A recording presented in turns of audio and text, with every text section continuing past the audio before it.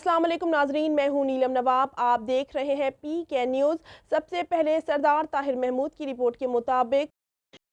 معروف سیاسی و سماجی شخصیت چودھری عامر وڑائچ نے یونٹی گروپ پر اعتماد کا اظہار کر کے آئندہ الیکشن میں مل کر ساتھ چلنے کا عزم کیا ہے۔ یونٹی گروپ کے رہنما حاجی احمد چیمہ کی جانب سے عامر یعقوب وڑائچ ڈی سی کالونی انتخابات میں یونٹی گروپ کے نائب صدر کے امیدوار نامزد، یونٹی گروپ کے امیدوار برائے صدر چودھری امتیاز احمد ساہی، امیدوار برائے سیکرٹری عاطف افتخار چیمہ، امیدوار برائے فائنانس سیکرٹری زاہد خان نیازی، سرپرست اعلیٰ کرنل نسیم اللہ چیمہ، حاجی احمد چیمہ، وزیر حکومت آزاد جموں کشمیر چودھری مقبول احمد گجر، چودھری کاشف حفیظ، رانا ندیم الحسن، محسن سرفراز وڑائچ، نبی احمد چیمہ، چودھری صداقت حسین گجر، میاں محمد کبیر، حاجی عرفان اقبال مہر، چودھری